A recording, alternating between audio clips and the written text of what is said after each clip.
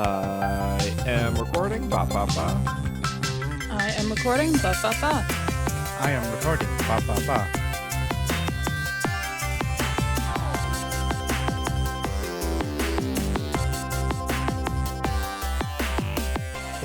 What's up, everyone? Welcome to the 601st episode. It's a new era. I'll forget in like 3 weeks what episode we're on of the Pokemon Podcast. I'm your host, Steve. Of the Pokemon Podcast. It's super effective. I'm your host, Steve. With me is Hannah. I am here. Things are finally starting to unfreeze outside, which is great. There's no longer an ice rink outside my window, basically. Nice. Al is also. How cold does it get in where you over yonder? Yeah, not that cold. It was reasonably cold this week. We got down to minus 10 Celsius, which what is that, like 0 Fahrenheit, something like that? No. Okay. No, not that low. Not that quiet. Not that low. I was like, yeah, talking freedom 14, units here. 14. Okay. Okay. And 14. that's kind of yeah. So that's normally like the coldest it would get here in the winter. We don't get colder than that, really. That's crazy. We don't get cold. We don't get hot. We just kind of sit in the middle doing nothing. We get wind. We've got a lot of wind tonight. So we were like negative 14 last week or something crazy like that. Fahrenheit. Yeah. So we have our normal news that we're going to talk about. We got the Pokemon GO, Pokemon Sleep. There's still no update for Scarlet and Violet, even though they said sometime in January. So I don't know, maybe by the time this podcast goes up, the 3.0.1 update that they said to fix. I know that TM issue. I don't remember what else they were supposed to fix. It was the Inkay. Yeah. Oh, the Inkay, yes. That's supposed to come out by January. They did say the end of January. Yeah, they got time. There was also maybe or maybe not a complete duplication issue again in the game. So maybe that's why it's not out. Maybe they were like, we're gonna fix that too. I'm not sure that they're like, the fact that they can say that we've got a release coming out, because this was like the middle of December. They were like, we've got a release. No, it was the beginning of December. They've got a release coming out at the end of January. That tells me that their whole life cycle is very long, and they can't. They're not just going to go, oh, we'll delay it by a week. No, if it's delayed by like 2 months. There was an update where they did it very quickly. I don't remember what it was though. It was like a VGC thing. But it was one thing they changed. But they did it they've fixed a couple of things really quickly, usually either having to do with VGC or having to do with duplication. And it seems like there are issues with both right now. So... Well, I haven't followed or paid attention to Zelda news. But that was like every other week was like, we found a new way to duplicate. And I don't know, and then Nintendo kept patching it, so they like clearly cared. This is the second or third way to duplicate in Scarlet Violet, and I've heard it's very complicated and whatever. I wouldn't do it. I don't need to do it. I have 999 of like everything because I play the game so much. But the point being is they clearly care about this, both Pokemon and Nintendo, since they seem to want to fix those usually. So I don't know if that'll be fixed. I'm sure it will be fixed. But your reminder that there's supposed to be an update this month. Yeah. I think it will be a very difficult bug to fix if they don't just decide they're going to just remove Smeargle, which is my current assumption, is they're just going to go, oh, no, you don't get that Pokemon anymore. Because it's a lot of little things that have to go together for it to actually work. Yeah. Or maybe they'll just turn off Sketch on Transform. That's the other option. Because you used to not be able to Sketch Transform. Oh, really? Yeah. I was delving into the wiki history of Sketch, and yes, apparently there was originally you couldn't Sketch Transform, and they added it in like, I can't remember what gen, but 5 or 6 or something like that. You're telling me that the Pokemon that has broke previous Pokemon games is currently breaking the newest game? Color me shocked. But why I brought up Scarlet and Violet first is because we are going to be talking about the epilogue today. So it's been well over 10, 12 days since the epilogue has come out. So if you haven't done it yet and you're worried about spoilers, look at the timestamps of this video and skip that part. I'm assuming if you're listening to a weekly Pokemon podcast, you probably did it. You're probably there. If you're not, maybe life is busy. I get it. Come back. Before we get to the epilogue, Pokemon Sleep. I can't remember. Have we done a sleep check-in with Al before? At some point, I think I have been on since it. I don't play the game anymore. You gave what was the. Was it just the weekly check-in? Was it the you missed a day, now you missed 2 days, now you missed 3 days? I think that was part of it. I missed a few, and then I was like, oh well, this is my excuse to uninstall it, right? But I wasn't really enjoying it before. Like it was both not enough gameplay and too much gameplay at the same time. I'm also famously not a fan of roguelites, which essentially this game is. So yeah, I think it's a cool idea. And I'm glad that people really like it, but yeah, I just found that like the Pokemon that you would get would end up being like the same ones as you've talked about previously about like the different sleep styles and stuff like that. They're, unless you're cheating, some of them are difficult to get in some cases, and it's just I didn't find it fun. And I was like, I don't need to catch these Pokemon again in another different type of game, you know. Well, there is the news is there is a 2-week-long event for Lapis Lakeside opening on January 29th. So not this week, next week. I actually thought it was this week. That'll last until February 12th. I'm sure they'll do a Valentine's Day event. Dratini, Ralts, Stuffle will appear on Greengrass. And then there will be limited mission rewards. You can get a Dratini incense, a Ralts incense, a Stuffle incense. There will be rewards for week 1 and week 2. These are time limited missions. So once the week has passed, you will no longer be able to use those incense on Greengrass, which is, I guess, makes sense because those Pokemon aren't native there and they're moving. But that's a little weird. Why wouldn't you just not be able to use them? Oh, it says you can't use them on Greengrass. I suppose you could save those incense and probably use them on Lapis. Yes, that would probably be it. That they'll just keep working only if you have access to Lapis, or once you have access to Lapis, however long it takes.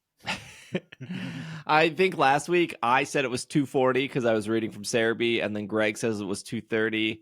From what I've seen, the app is saying 240 in the news section of the app, so maybe it's 240. Yeah, a good almost 100 sleep styles from the last island before that, I think. Yeah. So, I think it's interesting that I guess this is the way they're doing adding new Pokemon in, right? They're not changing the previous places, they're adding the new ones on at higher levels, which means that you're not then, I guess, having to. I mean, there've been some cases where they've added them in via events, but in most, like it seems to be like mostly they're adding them in through the new location, which is an interesting way of doing things, unless I've got that completely wrong. I think it's a combination. I think they've added far more Pokemon through events just to the islands that have already existed. I'm not sure how many islands they're going to end up releasing. People seem very excited about Lapis. Like, it is the first new island being added. So I think, you have the hardcore sleep players that want that level cap to be raised from 50 to whatever. I would imagine a lot of players are not even there yet. I feel like my strongest Pokemon is 33, maybe? Something like that. Mine is definitely weaker than that because I am I am in the process of falling off the game, kind of like Al did. I woke up this morning, rolled over to press the button, and then realized I forgot to press it when I went to sleep last night. And that is not the first time that's happened in the last week. I don't know. I like the game, but maybe not enough. What I tried to do, Hannah, maybe you should try this. What I tried to do before I quit it completely was I bundled together all of the, like, actually doing the catching and stuff like that onto the Sunday. Yep. So that I all through most of the week, all I was doing was pressing the button and then pressing the button, and then on Sunday I connected it. And you can even, I think you can go through them individually, or you can just say to the game, just catch one, right? Do whatever you want, and it's quite an interesting, different way of playing it. The only problem with that is you only get the Pokemon at the level you were at on your last time playing the game. So you're not even looking at it. You're No, just cashing. I wasn't. You're just cashing in on Sunday. Yeah, that's exactly what I did. I didn't crazy. find it more fun. It was. I think the way I would describe it was less feeling like a chore, but still like it was something I was doing because I felt like I should do it rather than because I was actually enjoying it. Yeah, I've been doing that a little bit this week, and so I've had a couple of those days where I've built up some of the sleep research and do multiple of them in one day. But I don't enjoy that. I actually find that less fun than being more involved with the Fair game. enough. Yeah. So I think I just need to reverse course and get more involved with the game a little bit again. Start using the not Steve's calculator, but the other calculator that helps you figure out what the best team is. My calculator's still doing strong. No, I haven't used my calculator in a while because like at a certain point you start realizing that, like, oh, this is bad. Like, you don't need the calculator. I think the calculator's was super nice for like EV week. Like, oh, I have like 3 EVs and I'm going to like pull up what they evolve into. And I'm just going to like calc real quick to see like, okay, this one is slightly better. Because when it was EV week, I think I walked away with 14 EVs and I think I threw away 11 of them because I was like, oh, these are not good at all. I'm not going to put the candy in. I think my problem with Pokemon Sleep isn't the game. It's like the stigma around sleeping. Like, I always miss breakfast.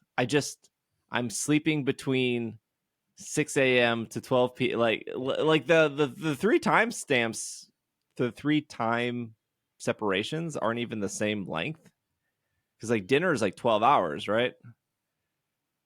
Yep. Because it's 6 to 12 to 6, and then dinner is there. And so like I knew before even Sleep coming out or playing Sleep that like every single sleep app puts my category of sleeping at a disadvantage. So, like, I would probably have found an Onyx. This is the news. I have another week on Topalo, another no Onyx. I guess I have tomorrow to still figure that out. But every sleep app is like, oh, you should be going to bed by 10. You should be waking up by 6. And, like, there are people also like me who sleep mostly during the morning and then wake up in the afternoon. Like, there's lots of construction workers, third shift workers, security guards, overnight people at like Walmart. Like, it's not uncommon for people to have my sleep schedule, but we're treated like these second class citizens to all these sleep apps. No one wants to appreciate us. But like, I never get breakfast. I'm like, I'll wake up at like 12:05 and then be like, should have woke up 10 minutes earlier, I guess. Well, what you need to do, Steve, is you need to get a second phone and set that to a different time zone, and that's your Pokemon Sleep phone. And the only thing it's for is Pokemon Sleep. And you set it to whatever time zone it would be. That would mean that you're sleeping at whatever time the game wants you to. That would work. Yeah, I'm not saying it's a good idea, but it would it would do something. I do think it's a little weird that like breakfast starts at 6. And not 4, because the day resets at 4. And you again, you have like dinner that is 12 hours long. You have lunch and breakfast that are 6 hours long. And anytime I'm like getting ready for bed and I'm like walking downstairs, I have like one of those Google Home in my kitchens. My kitchen. I don't have multiple kitchens. I have a Google Home in my kitchen, and it'll say like once it hits 4:00, it'll say like "Good morning, Steve," and I'm like, I mean, yeah, you're not wrong. Like a lot of people get up at 4 a.m. because they like need to be at work at like 5 or 6. 4 a.m. is the worst time. Always. Sorry, it's the worst hour. As someone who was woken up by my kid at 4 a.m. this morning, I can agree with you on that one. It is not a great time. Sometimes if I'm working late enough, I go to bed at like 6 a.m. and then I can squeeze in breakfast before There are a few times where I catch a Steve stream, not in my evening, but in my morning, because he's still streaming when I get up. Yeah, they're like I feel like I would have less frustration with sleep if I could hit breakfast every day, because I'm literally missing probably like 5 to 6 meals. Like sometimes I hit breakfast, but for the most time I'm missing it, and therefore like I should be master rank 8, but I'm master rank 4 because I just didn't get that. So and if it like, didn't give you an F just because you don't sleep on a normal sleep schedule.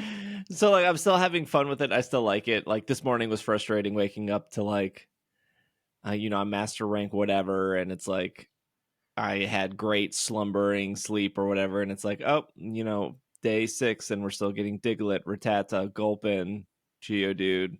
That was literally my morning, and it's like, I'm literally master rank. Why am I getting Pokeball rank Pokemon at Sunday morning? So like that's frustrating, but that's just like RNG in all Pokemon games. All right, well let's get the non-epilogue stuff out of the way, and then after the break we can talk about the epilogue. That'll make it real easy. So we didn't cover this like 2 weeks ago.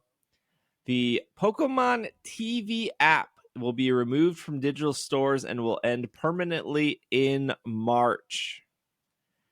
I don't think they have an exact date, but Pokemon Company announced on their website today. Today was, when was that? That was January 8th. That this is off IGN. That the Pokemon TV app will sunset. Sunset is the buzz tech word for closing. They could just say we're closing the app.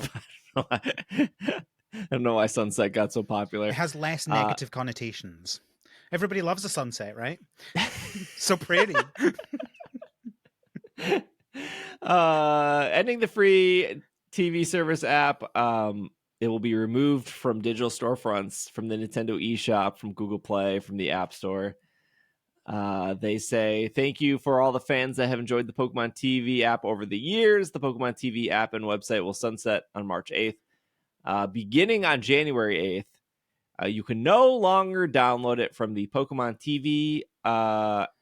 You can no longer download it from the App Store, Google Play, the Roku channel, the Amazon App Store, Nintendo eShop, and Pokemon.com. If you've already downloaded it and have it, you can put it on eBay next to Flappy Bird. No, it doesn't say that.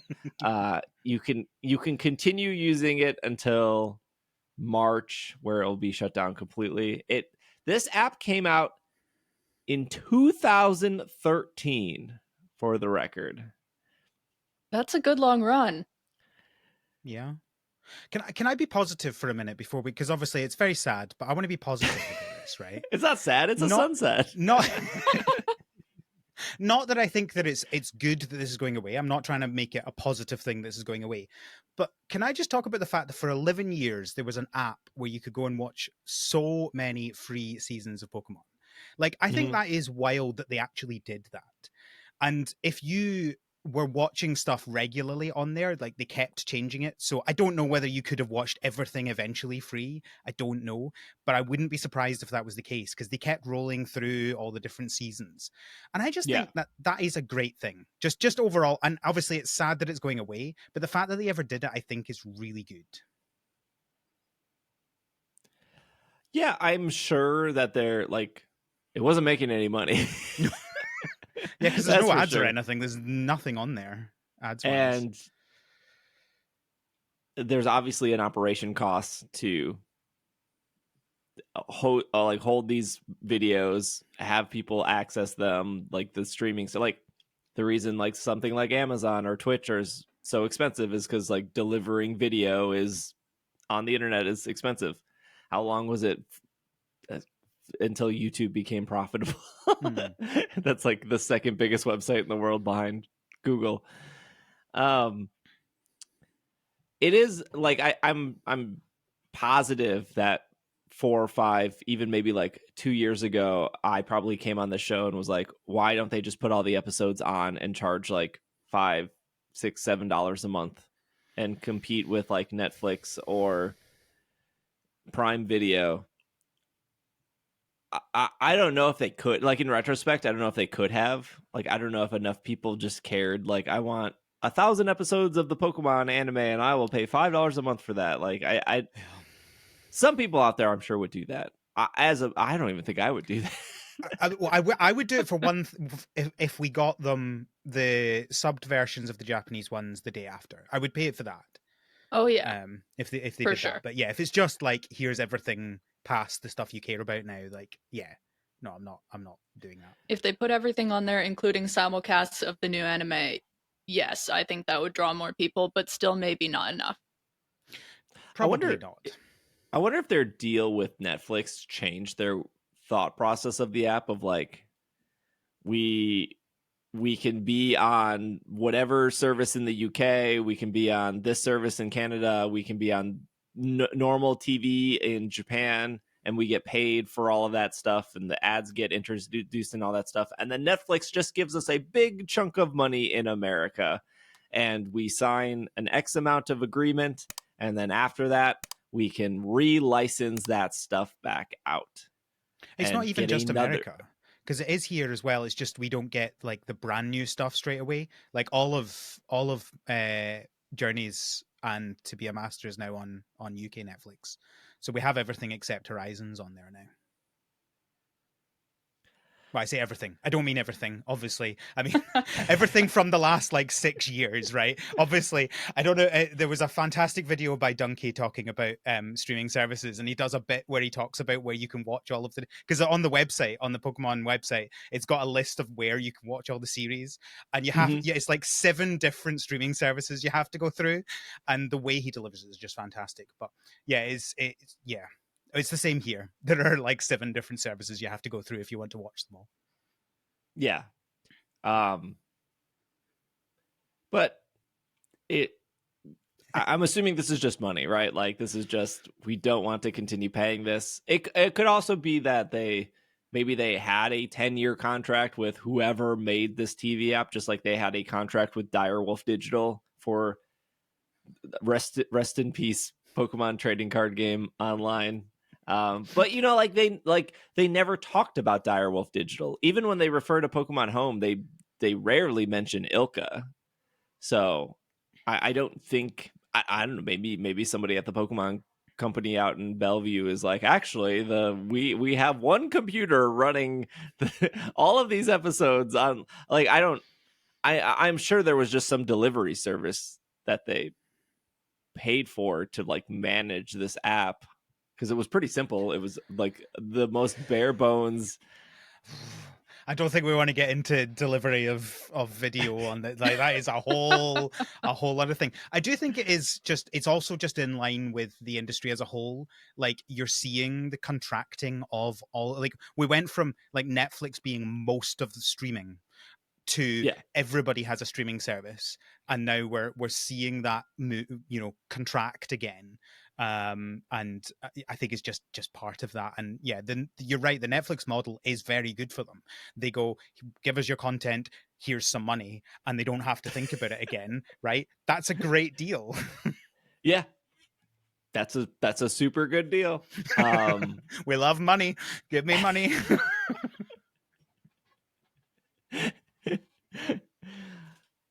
Yeah, so that app's going away. I'm sure there's probably parents listening to the show that I wouldn't be surprised if their kids like use that app. I think kids like also love the YouTube app and what Disney. I feel like every parent needs to own Disney Plus. That's what it's called, right? Disney Plus. Yeah.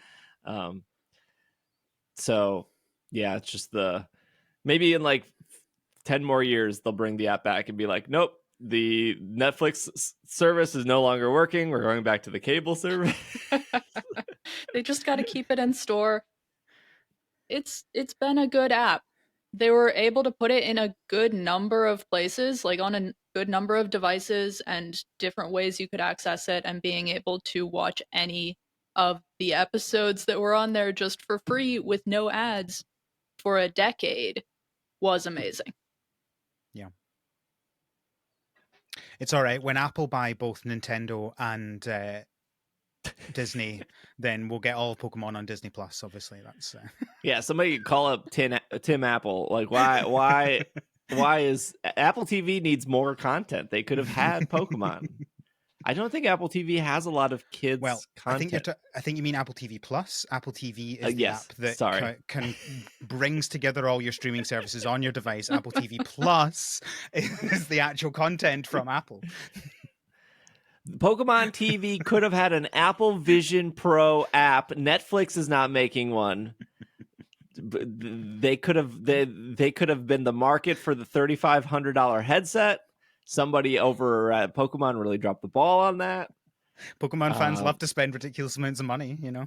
Yeah, they could be sitting with their Wailord plush and be watching Ash in virtual reality right now. Somebody to be fair, the they probably don't need the Pokemon TV app. They just need some other random thing where you can like see Pokemon in the world, and you know that some people will buy it just for that. That's true. Yeah, that's very, very true. All right, let's do last bit of not epilogue stuff. Team Go Rocket returns Shadow Kyogre, joining Giovanni. Shadow Ho-Oh makes its Shadow Raid debut. Johto confirmed. That's not look. If there's any two Pokemon that come to Pokemon Go more than any other, it's Lugia and Ho-Oh. Did we? I think we got Shadow Lugia at some point. Oh yeah. Yeah. I have. They did that thing where it was like super purified. It was like a special kind of purified for. Yeah, that's what it was. The Apex Legends. Essentially, yeah. It was weird because for both of them, but yeah. Although for some reason they called them slightly different things, each of them. It wasn't just the same thing. They have a glow on them when you send them out in battle. It's cool. They do. And if you purify them, you've like wasted everything about them. They still have a lovely glow. The purification glow is also really cool. Yeah. Oh, is the pure? I didn't know the glow was for different. those two specifically. They have a glow about them when they're purified.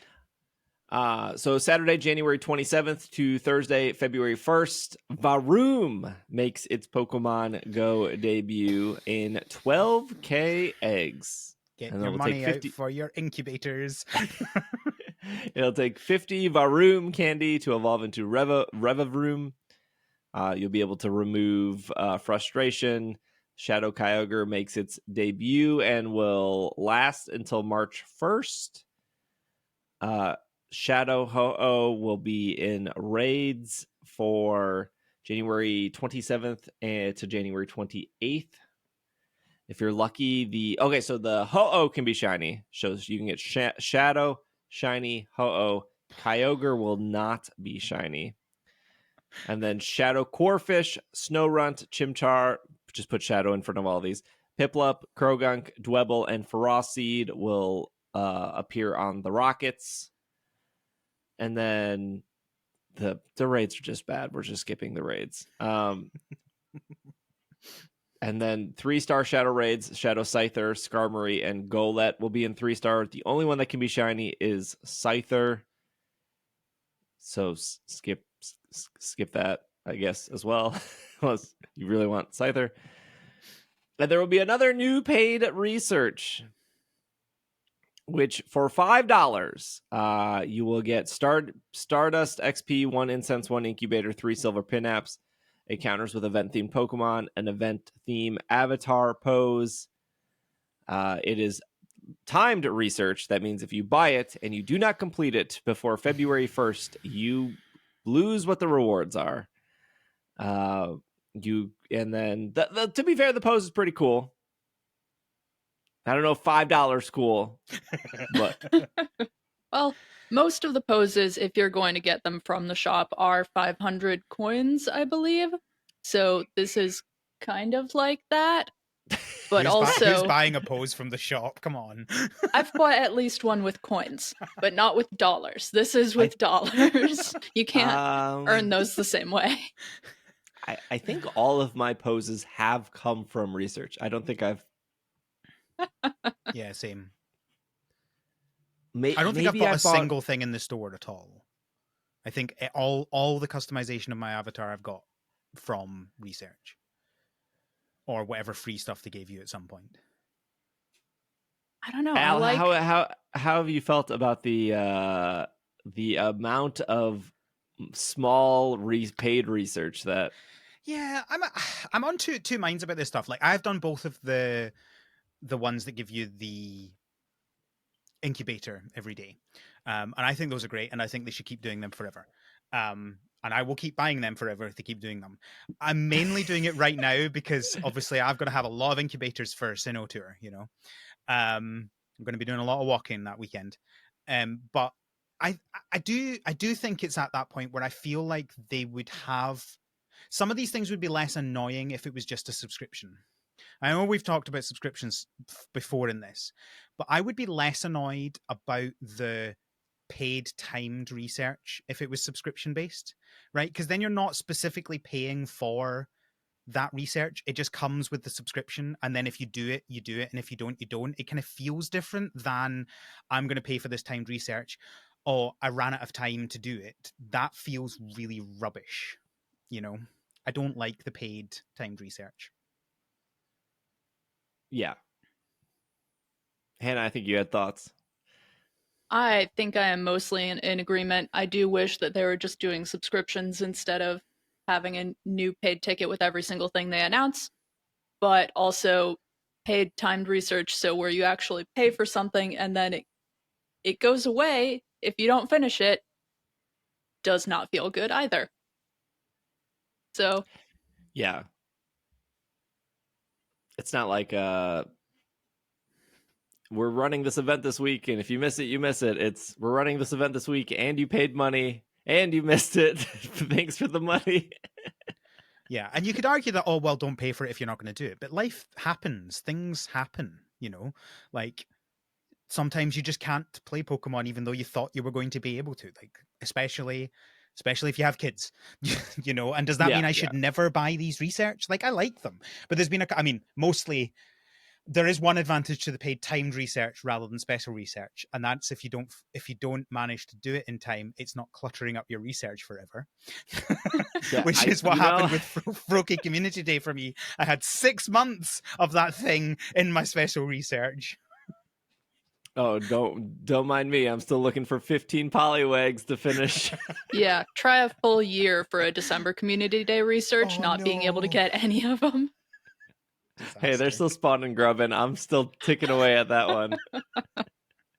I don't have anything just now except the party play one and the one that's currently ongoing that they've not decided to finish yet. Oh, Al, we can party play when you come to LA. That is my plan. That's my plan. Sinnoh Tour, I am doing all of the party play, right? That's all we're doing that weekend. Party play all the time. Yeah, I know there's conversations around like, oh, Niantic must have cranked up the tickets because they're not making as much money on remote raid passes, which I think you're giving Niantic too much credit. I think that's such a simple like I think even if there was unlimited remote raid passes and they were still $1, I don't see why they still wouldn't have done this. This is just like they like the money. Road. Yeah, like we're making money over here, but like even logically they're different customers. Like why like you have a set of people that are like, I'm going to stay at home, I'm going to do 20 raids a day, I'm just going to keep cranking that lever, which is remote raid passes, and I'm going to keep doing these raids until the thing is shiny or the thing is 100 or the thing is 100 shiny, right? Like, and then you have people that, oh, I am going to go out for community day and I'm going to buy this $1 thing. Oh, that Halloween pose does look really cool, and I am going to go out this weekend and play, so I will buy the $5 thing and do the Halloween quest. Like, they are pretty opposite. Like there are players that probably would buy both. And I am sure there are some players that are like, I do leave my house a lot. I want to do the egg incubator thing, so I'm going to buy that. And there are some people that are like, I don't do eggs at all because all I do is remote raids. I don't actually walk. Like, I don't think that these tickets are because they're not making money in remote raid passes. I just think these tickets are here because they like money. And I do know that 2023 was not as profitable as 2022 or 2021, but Niantic still made over $600 million. I just like, to anyone that's like, Pokemon Go is dead. Oh, $600 million is a dead game? They made like 700, I think it was like $680 million, I think the year before. Like, still a lot of money. Still a lot of money.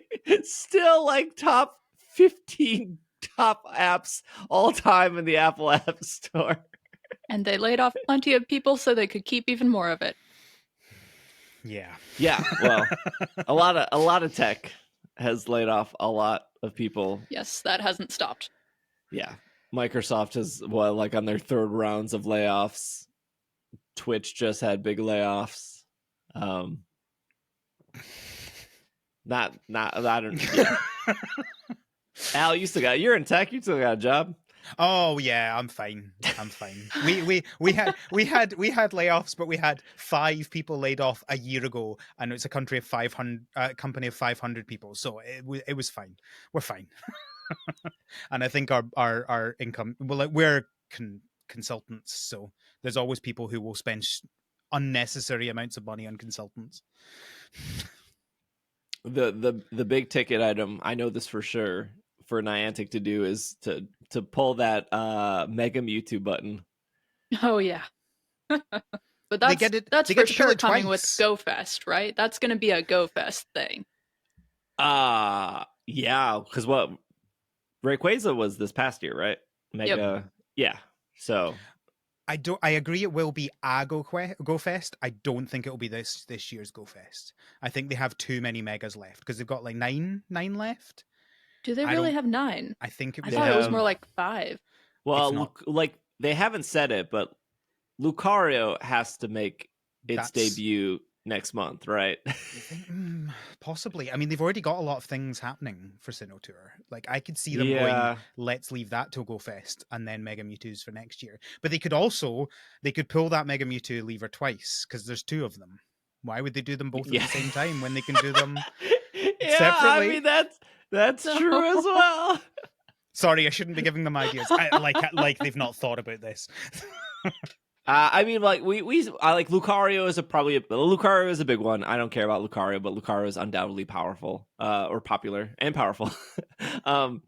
Metagross is another big one that people really like that they haven't pulled the trigger on, and then Mewtwo. I mean, I guess you have like Audino. To those like 6 people out there that love Audino, I don't think Audino is like moving the needle. Well, it's enough to get the candy, and then you're done. Yeah, I don't even think like Audino would replace Lopunny as like. I just don't think it would be. It's just normal, isn't it? Is it normal fairy? Does it add fairy? I don't actually know. It's one of the ones that you always forget, because I always forget how many megas there are, and when I look at the list, oh yeah, I forgot that one had one. It is Mega Fairy. Or Mega Fairy. Normal Fairy. Yes. It goes from normal to normal fairy, yeah. There you go. Yeah, I know they haven't released Heracross. I'm pretty sure that's because the typing is going to mess up some metas in the PvP or something like that. In the weird uncapped mega PvPs that they do like once a year. I think that's what I heard as a reason they're speculating. Mega Heracross and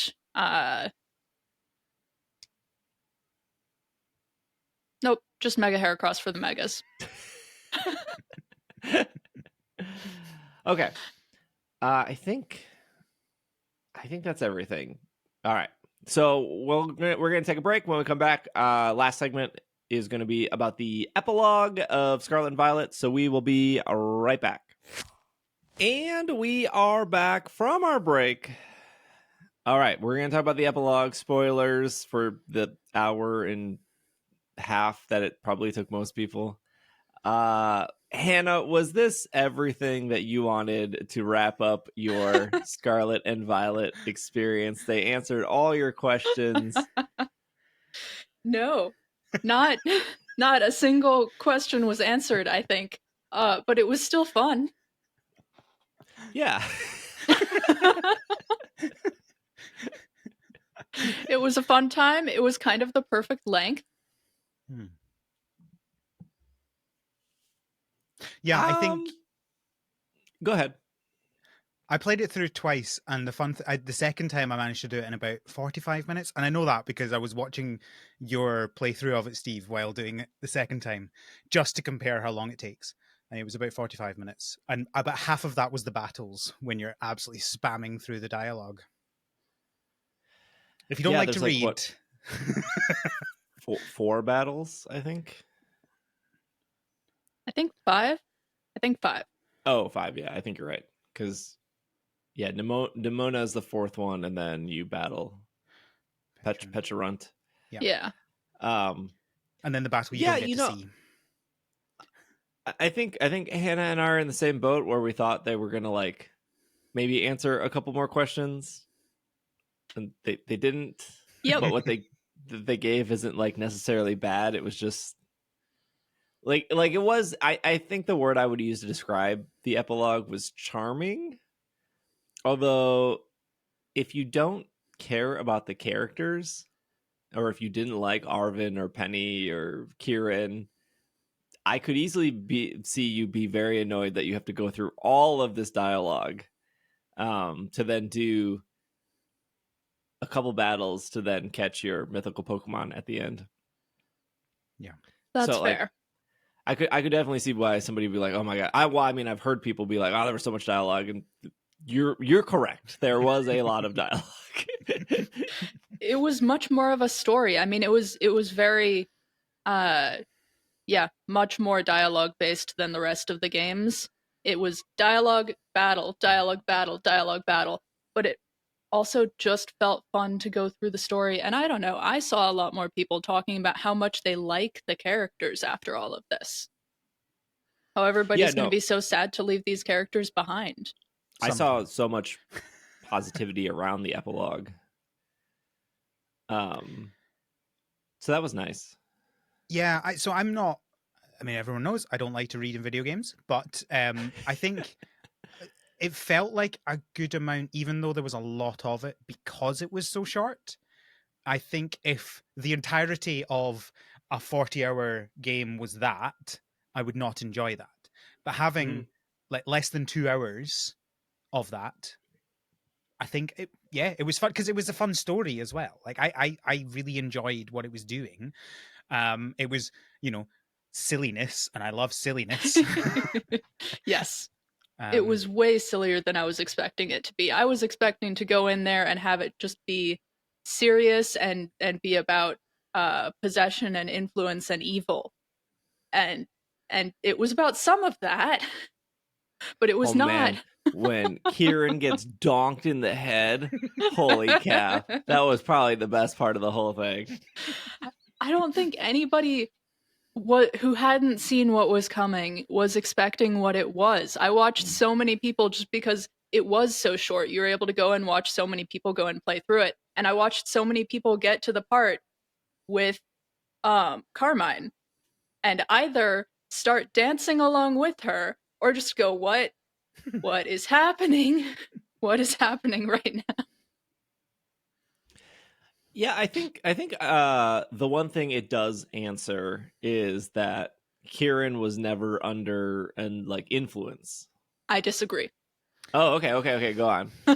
I'm strapped in. I'm ready for this. I am not convinced. I don't think there is enough evidence. What I really want to do is go through and play and listen for musical cues, because that's the one thing that I think is going to convince me one way or the other. But the reason I am not fully convinced that the theory that I have been following is wrong is because, once again, Scarlet has the better dex entry for Pecharunt. And Scarlet's dex entry for Pecharunt says that its toxic capabilities draw out desires and capabilities. And that is exactly what happened to Kieran. Those words, that is exactly what happened to Kieran. I think the thing is, we didn't. Every single person that we saw under the influence of Pecharunt was not acting like themselves at all, though. Like, we didn't see that happen. They were all acting very similarly and in a inhuman kind of way. The loyal 3 don't, though. The loyal 3 don't do that. Their eyes don't glow. They don't go saying mochi mochi all the time. And even in the video that was released post Epilogue, even though the old couple's eyes do glow, they don't just act the same way as everyone did in the Epilogue, dancing around and saying mochi mochi. Clearly, Pecharunt's abilities affect individuals differently to different extents. I mean, it is a mythical Pokemon, and when you have a mythical Pokemon like Hoopa being able to like open rings, and then you have like Celebi that can time travel, I can't imagine Pecharunt is like, I just throw donuts at people, which like is a great thing. Like when you hit Kieran in the head with a donut, like that's awesome. But I totally see where Hannah's coming from. Is like there must be more that it does, like besides just being like toxic chain. Here's some donuts. Now you dance like a chicken. The one other thing that convinced me, because I was going and looking for people breaking this down, because I still really think that Kieran had at least a little bit of influence from Pecharunt. Maybe it wasn't the same degree, but the piece of artwork from when they were announcing Blueberry Academy that has all of the Elite Four club on one side and the player characters on the other side, and Kieran and Carmine standing in the middle. Kieran's hand, the one that he used to punch the shrine of the Loyal 3, is glowing purple just a little bit. The same little purple glow that you get around all of the characters in the Epilogue.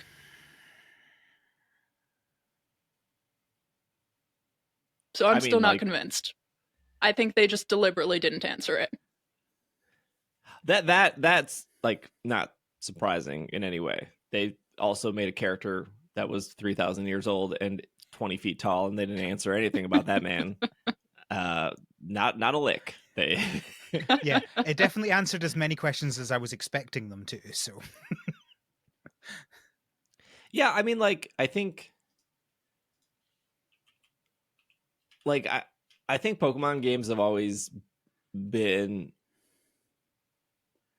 like open to interpretation with some stuff, for better or for worse. Like some people really like that, some people don't. But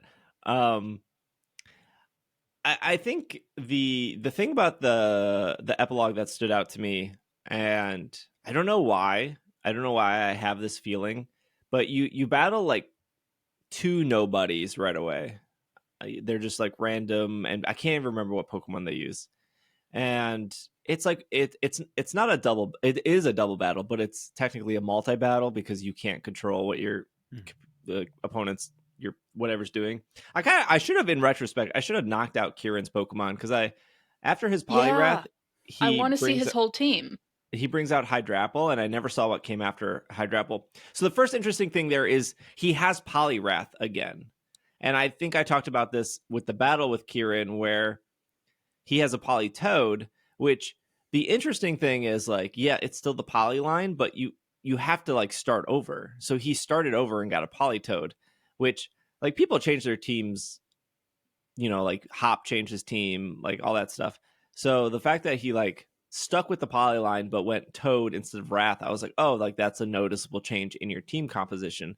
And then in this instance, he went back to Wrath, which I think is even more interesting, because like Wrath fit his old personality, or his like stuck up I'm gonna be vengeful personality. And like switching to Toad was more of like he was still that angry, edgy boy, but like Toad made more sense competitively to like fit his whole team. And so like he went going back to, maybe I'm overthinking, but going back to Wrath was like, why is this your lead Pokemon for all of these battles? I guess the way I saw it was that he was going back to the Pokemon he wanted to use instead of the Pokemon that were the best for his team composition.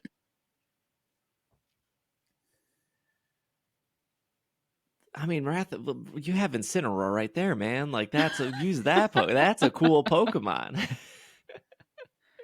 I couldn't find any place, and maybe I just didn't look hard enough. I wanted to try and find what his entire team had been because I also wanted to check, but yeah, it's up on Bulbapedia now. Interestingly, he does have for the first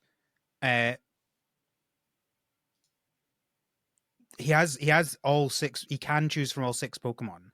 He doesn't just have 3, which is interesting. So I guess there's probably some AI logic behind, how he chooses which Pokemon based on what's out there and what you have. But it's Poliwrath, Dragonite, Porygon Z, Grimmsnarl, Incineroar, and Hydrapple. Which so I he think just is literally just the same team but up with different poly. Yeah.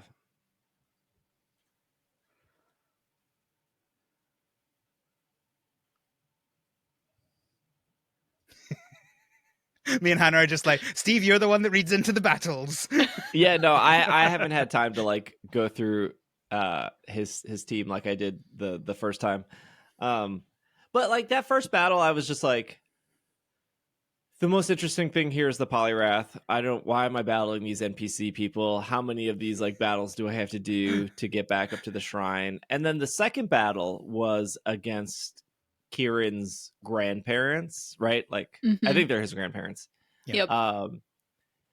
And that was significantly more interesting and fun to like run, like to me at least. And that's why like I'm thinking about this in a way of like, I get to that first battle, I'm like, oh my gosh, okay, here we go. Let me like, I'm just gonna use level 100s because like even if I brought they were like level 82 or something, I was like, even if I brought like a level 82 Pokemon, there's like 0 challenge here. Like they're not going to be that difficult. And then I get to the grandparents, and I'm like, oh, am I gonna battle Kieran's grandparents? That's kind of crazy. And then like the battle is like starting. I was like, oh, grandma and grandpa are battling. That's cool. And then I think the interesting thing was like the grandpa has Arbok and Weezing, and you're like, okay, like that's not a coincidence that like you have Arbok and Weezing, right? Like that's just like a very like it doesn't like mean anything, but at the same time, it's like we all know that Arbok and Weezing come together. And then the grandma has like Chandelure and something else, and I was like, oh man, I wish this made more sense. Maybe it's just a Chandelure, and I don't remember her other Pokemon, but even though it was like as easy as the first battle, I think it was just more fun to do because they were characters that we familiarized ourselves with, and to see them have Pokemon, like I feel like this is not talked about enough, but like when you apply Pokemon to a trainer, you're applying more characteristics to them. Like you like it, you just know more about them. Like when I tell people like my favorite Pokemon are like, oh, I really like Cramorant and I like Golden Go and I like Swadloon. They're like, oh, you like a bunch of derpy like, yeah, I do. Like, I feel like you learn so much about a character when you see like the Pokemon they use in a Pokemon game. But yeah, obviously you can also apply that to like IRL, real life people and like the Pokemon they pick. Oh yeah. A person's choice in Pokemon definitely tells you a bunch about them. But I think with each of the battles, they kind of stepped up the situation, and it was all part of the story. It was, oh no, the town is possessed. Oh no, Kieran's grandparents are possessed. Oh no, Arvin and Penny are possessed, and just with each level, this just keeps getting into more and more of a situation, and it was fun. And I'm someone who hates zombie stories. This was kind of like that, but it wasn't enough like that it put me off of it. The thing that I really liked was how, even though they're all doing the same thing, right? They're all doing the, your chicken actions. They're all subtly different animations that have something just in terms of, like, we're talking about personality here, right? They're all like, so when you're about to battle Arvin and Penny, you get the option of talking about one of them, and I can't remember what it was with Penny, but something about her being over enthusiastic or something like that, I think. But if you talk about Arvin, Kieran says, "Oh, does he look a little embarrassed to you?" So, I think that's a default line. It's one of my favorite lines in the entire epilogue. Yeah, it's very funny to me. Arvin's dancing is the most different, but the main characters are the ones who have the slightly different dancers. I think all of the background characters are all kind of the same. Oh, well, I wasn't really paying attention to them. Arvin is hesitant and embarrassed and stuttering over the whole thing. The way I was telling people was that if I tried to do that, I would look like Arvin.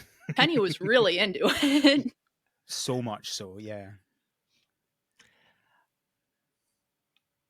Before you even get to, like, the dancing stuff, you have the, like, all of them coming together, and you have the, like, I remember the call of, like, come back home, and I'm like, oh, I have a house? I forgot. I haven't been there in, like, 900 hours. Like, yeah, they showed it at different angles than you can ever play it in game, because you can't move your camera around in that house, but when you're in the cutscenes, you can actually see different angles of the house, so they exist. And I thought overall, like, the dialogue was good. Like, it made,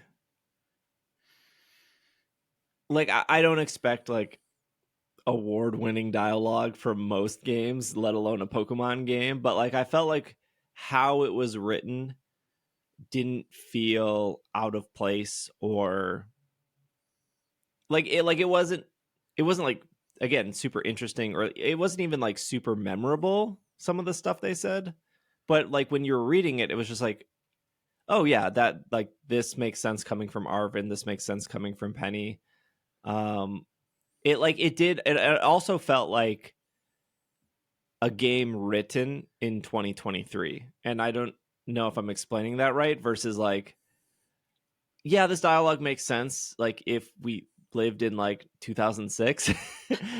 it did feel, I see what you mean, like, modern dialogue, which, again, is something I really don't expect from a Pokemon game. Like, I always feel like that's, like, 2, 3, 4 years behind in, like, current trends, but it did feel up to date, if that makes any sense. Yeah, the language that they used was definitely modern and kind of filled with a little bit of modern slang, but that was in the Scarlet and Violet main game too. I'm pretty sure Director Clavel asks you what chuggy means. That was a little outdated, but they've tried to keep it up a little bit. A little bit outdated, but it makes sense for somebody who's only just realizing that this word is a thing. And yeah, the kids have already moved away from it, but he doesn't realize that. I think it was sorry.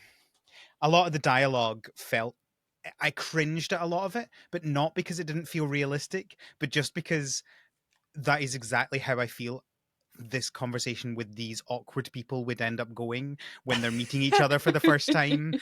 And yeah. I mean, I enjoyed so much of it. I was a little bit weirded out, a little bit put off by how protective Arvin was and, like, almost jealous of Kieran. That was a little bit surprising, but not too surprising once you think about how few friends he seems to have had in his lifetime and that kind of thing. I don't know. I felt like all of the dialogue was so good. I read all of it out loud. So every line felt like there was even that I mean, yeah, there was the little mini story of Arvin being jealous of Kieran and then kind of getting over that and realizing that, okay, we're all now friends. And there was the meeting scene between Kieran and Nimona, which everybody, lots of people had been looking forward to because Nimona is way too much for Kieran. Oh, that's the worst part about the epilogue. I wanted to see that battle. I am so mad that they were like, we're going to have Kieran and Nimona battle and we're not going to show it. Like, what? Like, did they single battle? Did they double battle? Why did Kieran lose? What Pokemon did she use? What Pokemon did he use? Like, the whole epilogue's bad. I want to just see the battle. Just give me the battle. That's all I wanted. Like, that is like the most frustrating thing as a Pokemon fan, whether that's like in-game lore of like these two they do this in Masters all the time where they're like, we're gonna have these two characters are finally gonna meet, they're gonna like dish out their things, and then something happens, and then like you never see that in Masters, which like makes sense, I guess. Also a different type of battling technically in Masters, but like even in the anime where you're like watching a genuinely good battle between like Ash and a gym leader, and then Team Rocket comes in, and then it's like the battle's on hold, and you're like, no, I don't care about this. I want to see the battle. Like, it's frustrating. Yeah, they even did that with the World Championship final 2 years ago, whenever it was actually ended up happening. It's like that gets interrupted as well. It's like they can't stop interrupting battles in the anime. We care about this. We want to see this through. Yeah, I also think we're unlikely to see this battle in the anime because I think with the last couple of series, they've been less focusing on the game characters in the anime. Like with Journeys, it was, the game characters, they exist in the world, and in kind of like earlier games, Ash was quite often, friends with them. And I feel like with kind of Sun and Moon is when they started, like those friends, the group of 5 or whatever they were, they existed, but we only saw them a few times. And then it's got to this point where I think we're like 18 episodes in, or no, 20 something episodes in, and we've seen Nimona once. Okay. So it's, sorry, spoiler. It would be nice to watch if only it wasn't delayed until March 7th or whatever. So yeah, it just feels like they're, and that's fine, but it does mean that I think we're very unlikely to see a battle between these two in the anime. That confuses me a bit. I'd been kind of hoping that some of the questions that weren't answered in Scarlet and Violet the games would maybe be answered in the anime, because I'd seen Terapagos is in there and Nimona's in there, but it sounds like maybe not. The second year. Like, usually the first year is still building that world. They had to have single battle, right? Like, there's no way. Kieran's I'm still thinking about this. Kieran's team is so double battle focused, and he has such a hard strategy.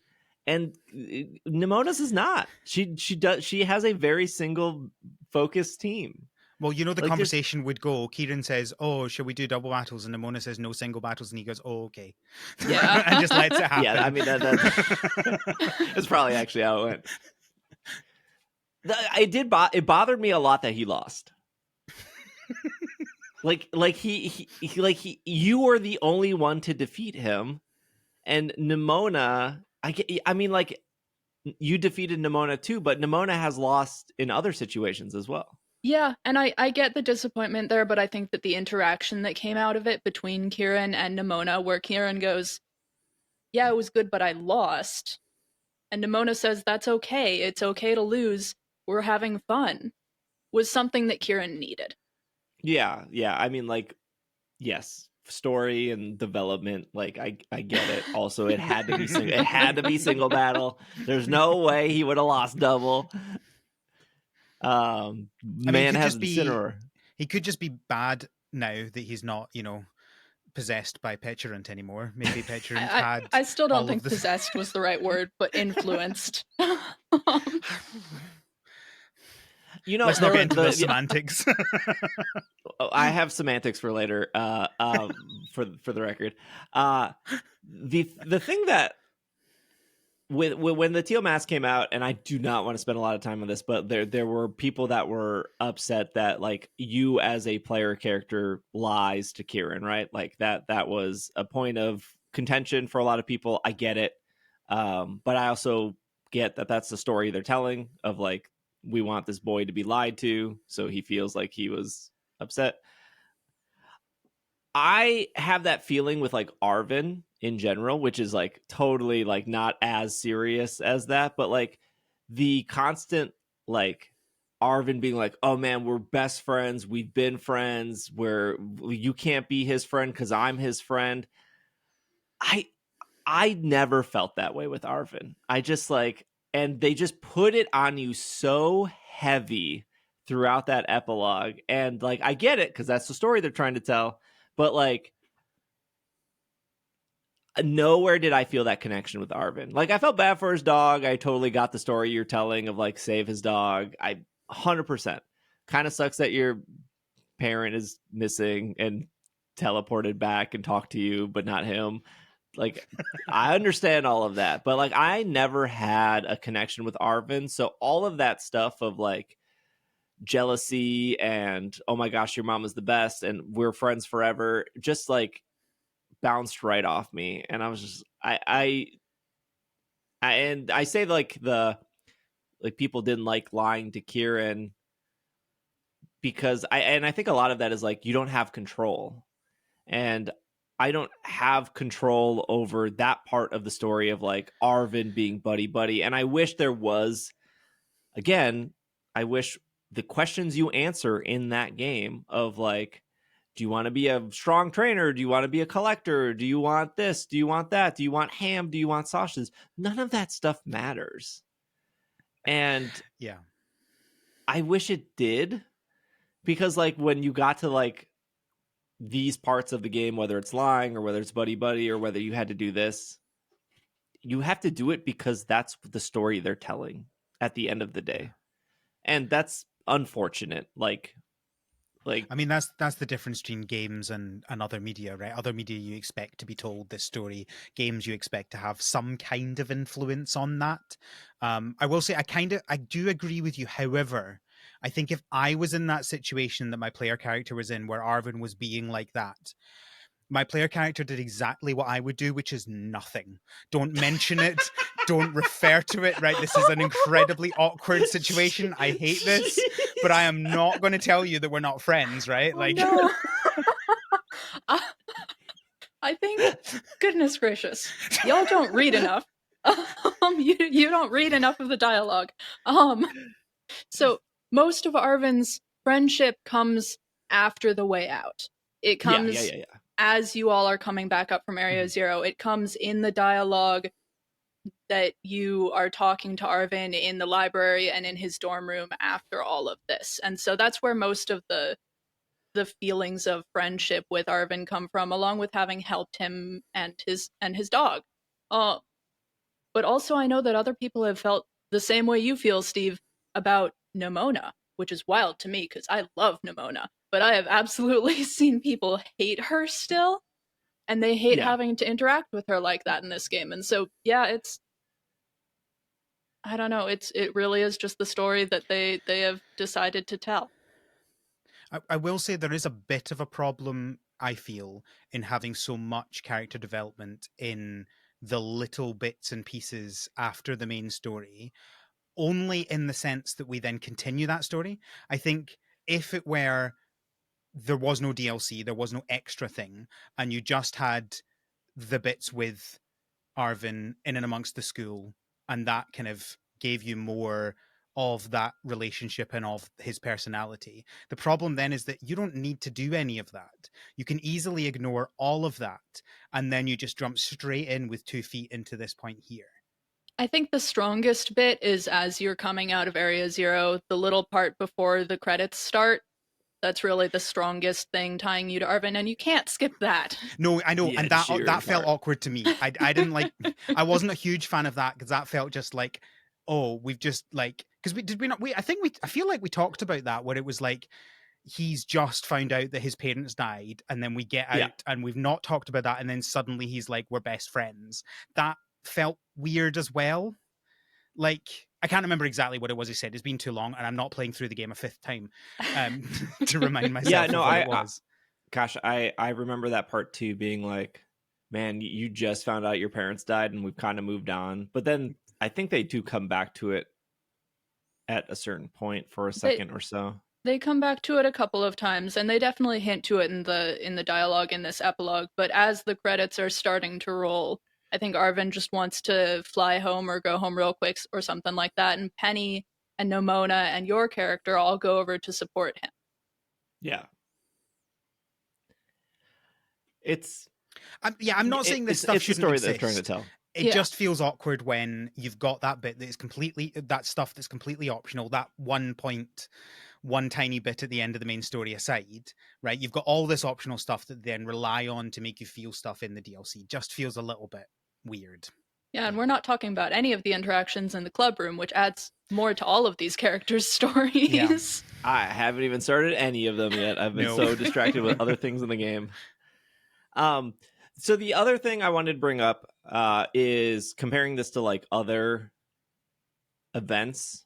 I think the biggest one is probably the Victini event in Black and White. Ever since Black and White, people are like they just give us mythicals through GameStop, which is true. That is there's the technically you're right. You want this mythical, go to GameStop. They did do the shiny Zeraora through doing raid battles in Isle of Armor, and I thought that was a really cool way to give out a mythical, in my opinion. I remember my entire experience of the Black and White. I remember going to Mall of America when 15 years ago or however 13 years ago and getting my game and sitting in the mall and playing the game and then going back to the mall the next day because that was like my first time ever at Mall of America. If you've never been to Mall of America, it's very big for somebody who is your first time there. And also I was like 20 years old.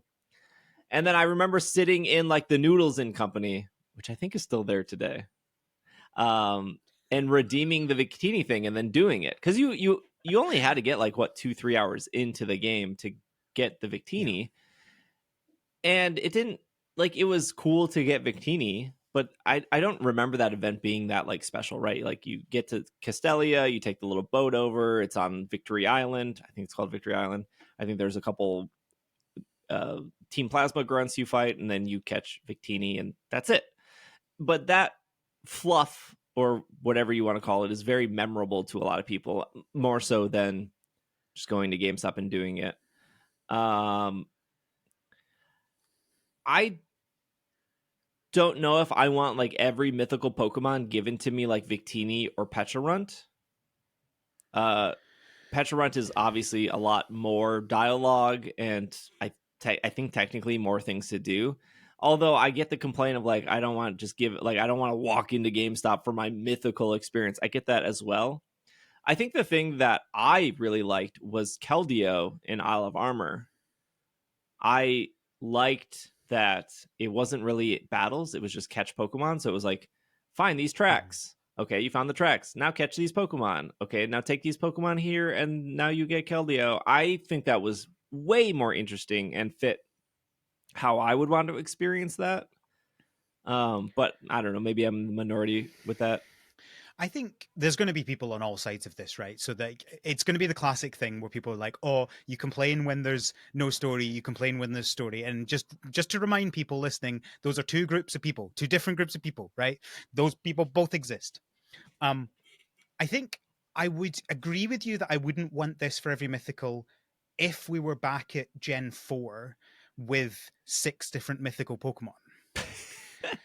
But we've had one this generation, and I suspect we're not getting another one. I think that's it done, right? And we only got one last generation. We only got the one in Gen 8, I think.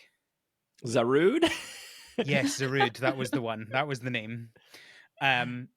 So I think if it's one a generation, I'm totally fine with this amount of work to get it. I think it's a bit more fun than just getting that.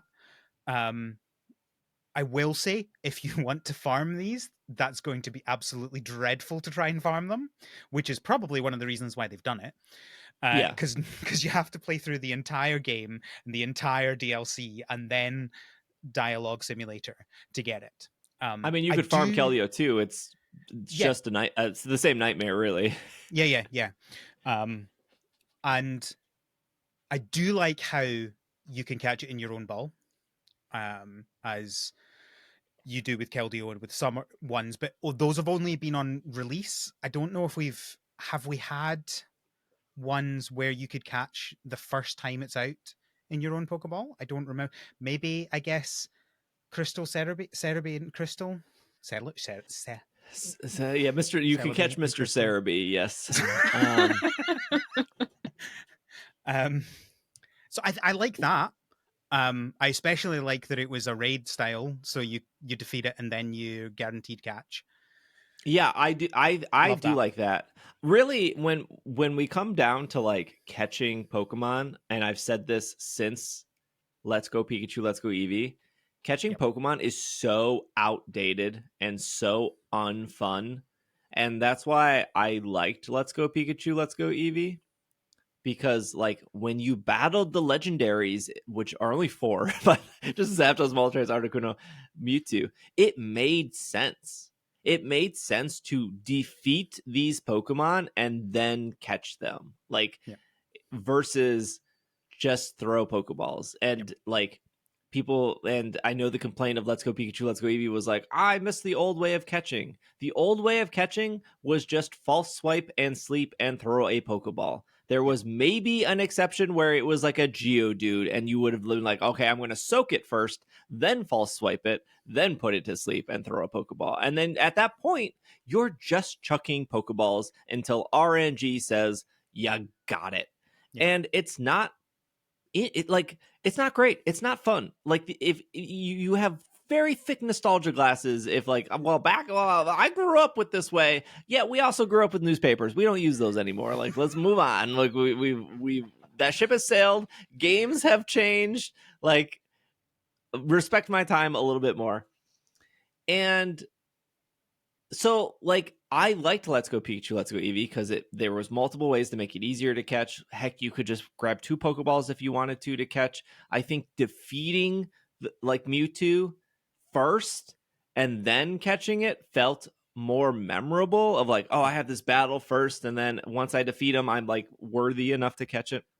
And I also think that's why people liked Legends Arceus, because I think it had a good mix of this new style of catching.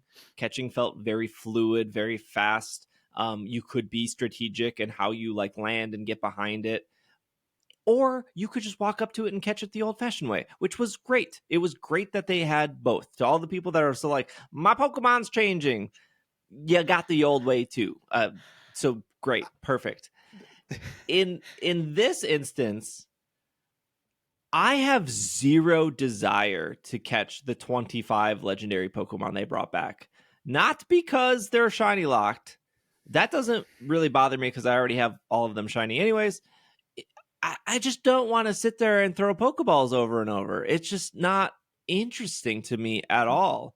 And there's nothing fun about that. If all of those legendaries were set up like Pecharunt or like Okidogi or like Pheasantipity, well, I guess technically you battle them the first time and then you catch them the second time, but the raid style battle, that to me is like the solution to this. I'm not saying like when you do a Pidgey, it should be in a raid style battle to like catch the Pidgey, but I think these legendary Pokemon should have like, you shouldn't experience Chen Pao for the first time and be like, man, Chen Pao looks cool. Let me just keep chucking Pokeballs till I catch it.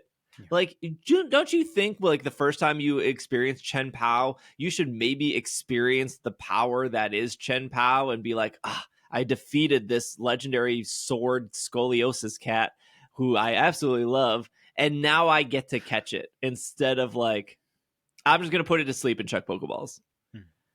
Yeah.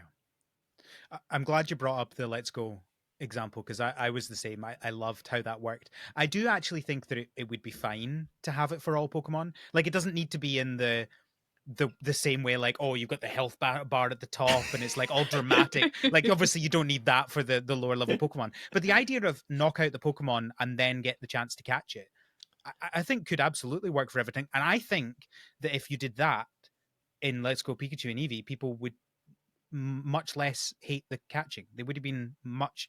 There still would have been an aspect of it because obviously you've got the motion controls, but I think there would have been less complaints because if you want to battle the Pokemon to grind your XP, you can still do that. I do find it really funny. This shows you how I played Legends. I honestly, this conversation is the first time I knew you could catch normally Pokemon in that game. I legitimately didn't know that was a thing in Legends. I thought it was all throwing the Pokeballs. I didn't realize you could battle and then catch them like a traditional Pokemon game. Yeah. I honestly did, because I wasn't getting into battle with any wild Pokemon. I was avoiding I was just, and I wasn't even there was a few cases where I was like, oh, this is a rare Pokemon, I need to go behind it and do blah blah blah. But most of the time I was just like throw ball, everything I can see all the time. I loved it. It was fantastic. Yeah, I think that a mix of the Legends style catching like that and the raid style catching just a little bit downgraded would be perfect, just for every single Pokemon. If you want to go into a battle and defeat the Pokemon and then have a choice of which Pokeball you get to use, that's great. If you want to just chuck a Pokeball at it, that's also great. I think they probably need to not allow you just to throw Pokeballs at random mythicals, though. For the mythicals, maybe just do the raid style. But yeah, I love the idea of just coming in and just I see a Mewtwo, I'm throwing balls at it. I remember previewing Scarlet and Violet early when Nintendo brought me out. No, actually, they did not. I will, full disclosure, they did not pay for that first trip that I did to New York. I paid for it. They asked me if I wanted to come out, but they couldn't compensate me. And I was like, I feel like playing a brand new generation early is a good use of my money. So I paid my own way out there, Papa Nintendo. But I remember playing it early, right? And then I remember talking about how the terrestrialized wild Pokemon, you couldn't just catch them. You had to break their shield first and then you could catch them, which I think is getting to what I would prefer in a similar to the Articuno Mewtwo and Let's Go. You can't just, the problem with that is they're just so useless to catch. And that was my worry. And I'm almost positive I said this on the podcast of I bet these Pokemon are not going to rotate or change or do it. And they don't. And that's such a huge miss in that game that that ice Floatzel that you probably find for the first time right outside of, oh gosh, I can't remember any of the cities in Scarlet and Violet. The Bug City where Katie is, there's a ice Floatzel that you might find for the first time. 14 months later, still an ice Floatzel there. No one is encountering that because there's no need to encounter it, because in what universe do you need an ice Floatzel after playing this game for 900 hours? You just don't. And so that was I think a huge miss of you have these terrestrialized Pokemon around the map and you have to actually battle them and break their shield in order to catch them, but they don't rotate, they don't change, they don't. And it just felt like that was one of the things you could have done with outbreaks changing every day is these Pokemon could have changed. And I don't know. It's a bummer. I agree, because I remember you saying that and I was like, there's no way that they'll be the same. There's no way that it will just be the exact same Pokemon in the same spot every time. I think the interesting thing is they didn't, I was expecting it to be any Pokemon can spawn at these locations with a random Terra type, and you just have you know, and it wasn't that. I think the other interesting thing is that they didn't even tie it into events, right? Because you've got event outbreaks and event raids. They didn't even do that where they could go, oh, we're gonna have every Terra Pokemon on the map's going to be a fairy type or something like that. They didn't even have something like that didn't need to be something that was changing every day necessarily, but would give you something different. I think they leaned completely into raids for that sort of thing, and then eventually outbreaks. Have either of you been paying close enough attention to the random Terra Pokemon in Blueberry Academy to know if they stay the same every day or not? Because I don't think they're different. I mean, I know they're different Pokemon every day, and I think the locations are different too. Yeah. I think that in Blueberry they've improved on a lot of the criticisms that people have had on the Paldea map. For the first time last night, I saw a Stellar Terra Drillbur, not an Excadrill, a Drillbur, which I was like, what? Yeah, and on the Slowpoke Beach, there's a Stellar Terra Pokemon there every single day, but I think it's a different Pokemon every day. Yes, I think so too. The only other thing I have regarding the epilogue, which is more so the overall theme of the game, which is the word paradox, which they're called paradox Pokemon. I think now that the epilogue and the DLC is done and we met the professor who is alive at the lake. Was alive or is existed at some point in time somewhere and for some reason transported into your world. Yes. Yes. I have the definition of paradox: a temporal paradox, paradox, time paradox, or time travel paradox is a paradox, an apparent contradiction, or a logical contradiction associated with the ideal of time travel or other foreknowledge of the future. While the notion of time travel to the future complies with the current understanding of physics via relative time dilation, temporal paradoxes arise from the circulation involving a hypothetical time travel to the past and often used to demonstrate the impossibility. Yes. Which I think is what they were going for in this entire game. Except that's the problem I had with that, because that's only time. They needed to add the space in there, which they did after the second DLC, because most of the paradox Pokemon don't make sense just messing time up. The ancient paradox Pokemon is based off of a Pokeball design, a modern Pokeball design. The future paradox Pokemon, they're sterile. all mixed up. Well, I mean, are you That's, sure that that's don't dig too deep into that. There are other examples of the ancient paradox Pokemon too, I promise. Oh right, But okay. Well, I was just gonna argue because like I feel like the Pokeball's based on it rather than the other way around. But yeah, don't dig too deep in on that one. But the paradox Pokemon don't make sense if only time is slightly messed up. Being space slightly messed up as well was a necessary component, I feel. But yeah, I mean that's what a paradox is. Yeah, I well, the TCG doesn't use the word paradox. They use the word future and ancient, which is not surprising. Like the TCG has to use specific words because of how mechanics work and everything. But I mean, it's still the general theme of like these Pokemon are old, these Pokemon are new. The professor, like your interaction with the professor, like confirms that everything was like a paradox technically, because gives you the book and then you start it and then it's like a loop technically.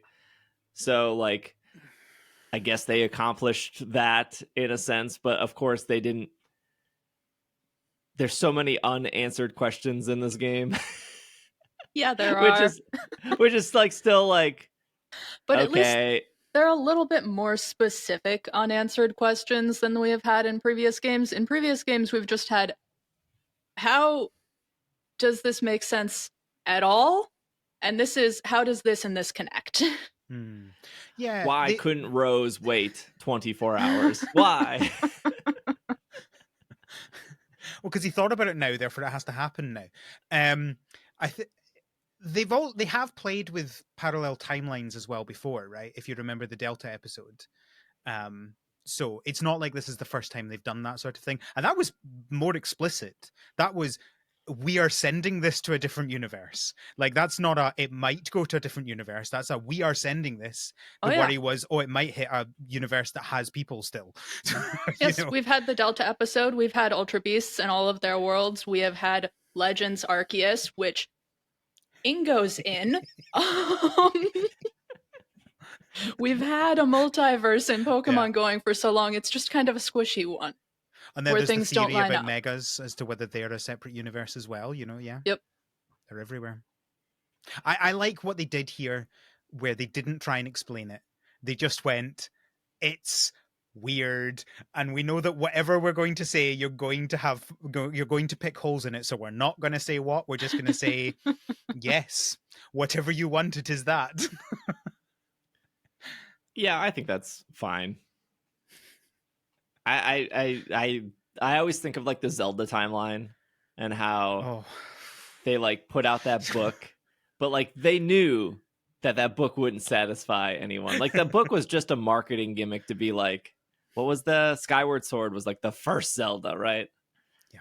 And like you're just using this as a marketing gimmick to be like, well, we're putting Skyward Sword at the beginning. It's coming out soon. Here's the book of the timeline. That still doesn't really make sense.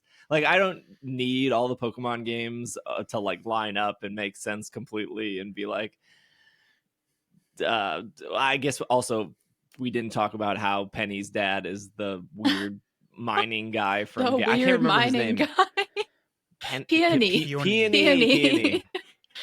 Yes, a bunch of people were very excited about that. Sword and Shield were not my favorite games, so I never would have noticed if someone had not pointed it out to me. But yeah, Penny and Peony and Peonia, and apparently Penny's name in Japanese is another kind of peony, and yes, there's a connection there. Yeah, I mean, it's not explicit, it's implied based on... It is heavily implied. Yeah, it's heavily implied based on a word that no one else has used in the Pokemon 2 words, universe. yes. 2 Adventure words, yeah. or something, and then I can't Tour. remember. Adventure, yeah. Tour, that's what it is, yeah. But it's still not explicitly stated, which I'm not saying everything has to be, but I'm just saying if you want to pretend that it's something else, you can. But if it is if you want to pretend family, they are slightly more distant relatives, yeah. That family need to be better at naming their children. That's all I'm saying, right? You can just slightly change one of their names, and that's all the children's names. Does Penny ever say that she has a sister? You know, I was talking to Greg, and Greg said that Penny said yes, but I don't remember ever hearing Penny talk about a sister. Yeah, I don't remember either. Anyways, if Hannah doesn't know, I'm certainly not going to know. Let's ask the guy who doesn't read. That's all I have for the epilogue, unless I missed anything, Hannah, that you wanted to cover that I didn't bring up initially. Are we going to talk about Pecharunt's story that's only on YouTube? We could if I watched it. I have not watched it. Steve, what is it you and not watching YouTube stuff? It's because it's always YouTube. First I saw it on Twitter and I hit play, and then after 30 seconds I was like, this is 5 minutes long? I'll come back to it later. I thought it was fun. I know that people disagree with me. I think it would be fun to have some of that story somewhere in the game. But I thought it was fun. We also haven't talked about Pecharunt itself. I like it. I think it's a fun I like design. it when it's closed. I don't like when it opens. I also think that the story about how of course, you've not read it. That's all in the video. No, I mean, you can talk about the video. It's not that big of a deal for me. It kind of reframes things again in a third way, right? Because you start off framing the loyal 3 as the goodies, and then they're reframed as the baddies, and then they're reframed as kind of complicated, and Pecharunt is kind of complicated, and it's all a bit like they're not good or bad, they're Pokemon, I guess, doing what they're meant to be doing, which maybe is the point. That probably is the point. I really like this thing that Pokemon has honestly done for longer than people usually think about it, where they do reframe these stories from multiple points of view. They point out how one story can be viewed completely differently, or how a myth can be mashed up into multiple different things altogether, and you don't know the actual truth. But they're absolutely doing this here. I have kind of mixed feelings about it, partially because it makes the whole Kieran theory more complicated. But yeah, I think some people came away from that video seeing Pecharunt as good and maybe Ogerpon as bad, because that video is more from Ogerpon's point of view. But I rewatched it again this morning, and it really is kind of closer to neutral. Mm-hmm. It's just very much Yeah. That's like Pokemon in general. They Yeah. want like That's what I was going to Like- say. I think it frames them in the same way that many Pokemon things have done, which is they do what they're told by humans. And so if they're raised by bad humans, they're going to do bad things. Not that I'm necessarily saying that because there's a complication in that the old couple are kind of controlled by, influenced by Petulant, and it's that's a bit complicated. But I'm not saying they're inherently bad either. It's more a case of like taking things too literally, I guess, in terms of wanting to get things. I mean, Peturunt's Mochi draws out desires, and so Peturunt is trying to accomplish what the people it cares about desire. I don't remember a lot of the speculation that was Sword and Shield. I remember two things. I remember everyone thinking that there was going to be armored Pokemon as the gimmick, and that didn't happen. And then I remember people saying we're going to have our first truly evil Pokemon, which was supposed to be Eternatus. And I remember thinking that of like, because again, Pokemon always frames every Pokemon like what Al said is like, they're only bad because they got bad people. But like every Pokemon is like, even Mewtwo is like soft and cuddly and cute. You know, Giovanni just strapped him into a computer, which is like, fine, whatever. I get that. I don't think the Pokemon Company ever portrayed Eternatus as like evil. No. It was just being controlled. Yeah, it was another Pokemon that was being captivated and that was being captured and trying to be controlled. I think the one Pokemon that I've had people point out to me as maybe the closest we have gotten to an evil Pokemon is Giratina in Legends. But even that like was being controlled by Volo. Was I to a certain extent, or was it the other way around? I mean, he threw the Pokeball, did he not? I think it came out of a Pokeball. No, I think it came out of a breach in the universe.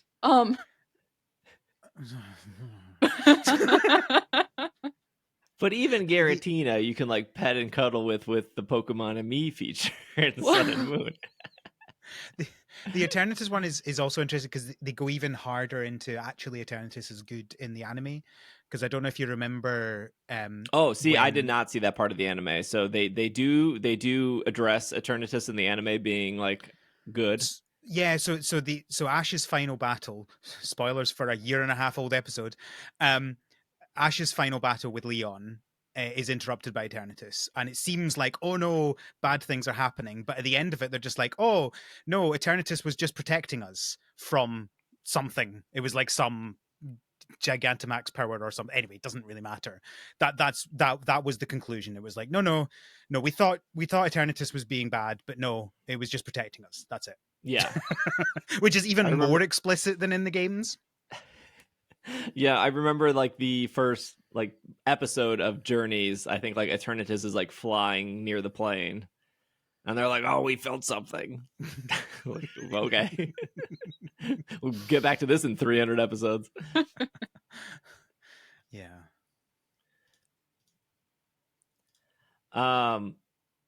Yeah, it's interesting that they did that in a YouTube video and not put it anywhere in the game.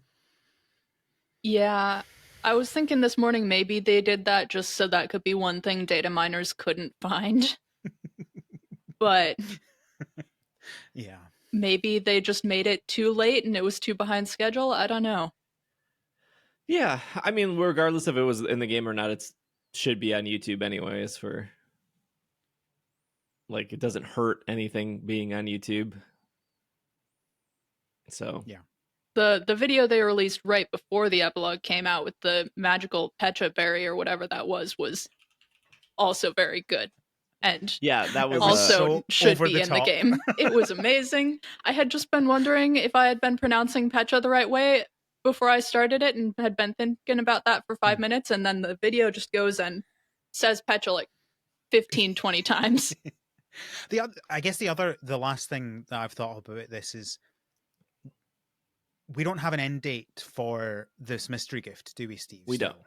So I feel like that's very unusual for them to do. And I suspect it's like it'll just be available for as long as you can really connect to online in these games, which is probably the best they can do with regards to making this event a thing you have to experience and get through the internet and still also make it as accessible as possible. Well, I mean, like, it should just be in the game. Like, if I go out and I buy Sword and Shield right now, the DLC pack, I can get Keldeo no matter what. If at some point in 10 years I can't enter a mystery gift code, I'm locked out of this. Yeah, they have been making them more accessible. As I checked this today because I wanted to find out. All of Gen 1 to Gen 4 mythical Pokemon you can now get from a game without an event. All of them, and 2 of the Gen 5 ones. Which I don't know. Have we actually talked about the other mythical in this game since the DLC? I'm blanking on what that other mythical is. Meloetta? I don't know if you're... Meloetta. Yeah. No. Have we talked about that? I don't think we've No, talked we about haven't that on talked the about podcast, Meloetta. have we? I mean, that is wild because it's like... It took days for people to actually figure out how to encounter the Pokemon, and I was so convinced that it was going to be... Because Victini's technically in Sword and Shield, but you cannot encounter it. Liz, there is like an encounter, but it never... You can't have that encounter, and I was fully expecting this to be the exact same thing, because you have to be in this very specific place doing this very specific thing with the camera and a specific filter. I mean, I love it, but it's weird. Well, the Victini thing makes sense in retrospect because it was given away at Worlds. I don't think that was like a panic button they hit. I would... It's not the same one though. The encounter's different. Like this is more like my guess would have been that there would have been more to the Victini.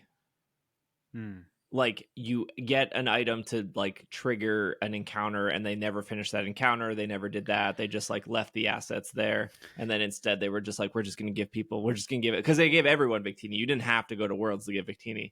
But if the thought process was,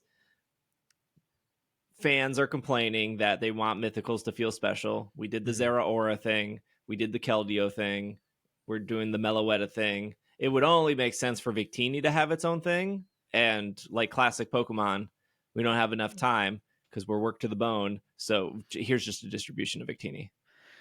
Yeah, I mean, then you get into the question of why is the encounter still in the game? It just was never coded to work, and I guess that's just because they never deleted it. They leave things in the game all the time. I know. But a nice surprise. Remember this when Meloetta the wasn't Paradox Pokemon were supposed to drop something and it didn't, and it crashed raids, and it took them like 3 months to fix it? Yeah. Did we ever get that raid event ever again? I can't remember. It came back. I think we did. It did come back. Yeah, right, okay. it came back. There's been so many events since then that I've forgotten. But also bringing this back to the mythical, magical Pecha Berry and the Epilogue, I think the distribution is probably the best way they could have done it. There also aren't any physical cartridges out at this point in time with both of the DLCs on them, so you're gonna run into the issue anyways unless they update those. Don't worry, when the next DLC for Scarlet and Violet comes out, then they'll put out the 3rd edition of this on shelves. And that'll be $120 some, right? This is just what they were able to do to conclude the story without having it be another payment for another DLC. I do think interesting, because I mean, we essentially did get the 3rd DLC, right? Because people, it's not a paid thing, right? But this is a third thing in like it is downloadable content. Yes. I just think it's like, well, because it's the argument was, we're going to have a third, you've got your Teal Mask, you got the Indigo Disc, and we're going to have a 3rd thing, and we did have a 3rd thing. It wasn't the Teal Mask or the Indigo Disc, it was a 3rd thing. I just think that's interesting. It's different to how they did Sword and Shield, where they had the 2 and they were completely separate. Yeah, I mean, like, Go ahead. The story in these games has been some of my favorites. They have tied together the story from the first main storyline to the story from the DLC, bringing it all together in the epilogue. And I think the epilogue was kind of necessary for that. So all of that is very different from what they did in Sword and Shield as well. I mean, Pokemon Day is a month away. Gen 10 would be next, right? Like 7, 8, 9, 10, right? So there's no surprises that there would be another generation of Pokemon. If you're looking at purely remakes, Gen 5 is next, right? They like just the numbers go higher, right? Like it'd be very weird if they skipped Gen 5 to go to Gen 6, right? That would just be weird. They could do it. They could also go back to Gen 2. They could go back to Gen 2, right? Because they did Gen 1 3 times now, so they could do Gen 2 3 times now. There's like a lot of things they could do. Like no one predicted Arceus. You know, when Sword and Shield came out, that was 3 years of people being like, they're going to add the complete Pokedex. And they never did. And it was even after the 2 DLCs, they were like, they're going to add a 3rd DLC and they're going to finish the Pokedex. And they never did. And when Legends Arceus came out, people were like, can't wait for the DLC. And this is the weird definition of DLC, but like it wasn't a paid DLC, right? It was like a forced update that you had to take that didn't add any new areas, changed outbreaks a little bit, didn't add any new Pokemon. Yeah, like so that game didn't get DLC. And then you looked at Brilliant Diamond Shining Pearl. Do we have to? Didn't have any DLC. Should have had DLC, honestly. If any of these games should have had DLC, they should have put we added the platinum part of the game into this, and it's now better. It's now good. We've added 2 buttons to your Poketch, like in Pokemon Platinum. So, like, could there be... I feel like I'm a broken record. Could there be another set of DLC for Scarlet and Violet? Sure, yes. Pokemon is very unpredictable. Like, Pokemon Z never happened. Pokemon Gray never happened. Like... Sure, we could get another, but the actual thing you should be asking is like, do you want a 3rd DLC? Because, or a 4th DLC, I don't know, whatever you want to consider it. Because my answer is, do you want another DLC for Scarlet and Violet? Because my answer is no. I think those games are too broken and too frame ratey and too many bugs and glitches. And I do sincerely believe that Scarlet and Violet would be a top 3 Pokemon game for almost anyone if it ran properly, if it didn't have all these issues, if when you're battling Pecharunt and Kieran goes, catch it, that everything behind it wasn't running at 1 frame a second, and you're like, why is this so slow right now? And I know that some people don't care about frame rate, or it doesn't bother them, or they can't see it, but the general consensus is that these games are badly optimized and not great. Now that's not to say that old Pokemon games are better optimized. I'm looking at you, Gen 4, with the slowest HP bars in the entire world. Like, this isn't a new thing for Game Freak, but for all the speculation of like, there's going to be another DLC for Scarlet and Violet, like that's like, for me, it's like, just start over. Even if you can't get it done this year, just like, take what you've done here, take what you've learned, and re-optimize for another game. And they did that. They did that from Diamond and Pearl to Platinum. Platinum is so much better than Diamond and Pearl when it comes to optimization, when it comes to flow, when it comes to features and accessibility. It's just a better game. So when I say like Game Freak's bad at making games, yes, like they are, but they also are good at fixing their mistakes for the next game. And like, they're good at fixing their mistakes as they move forward, regardless of whether it's a next game or not. I do want to kind of emphasize that Blueberry Academy is a significantly better and more fun place to play than Paldea is.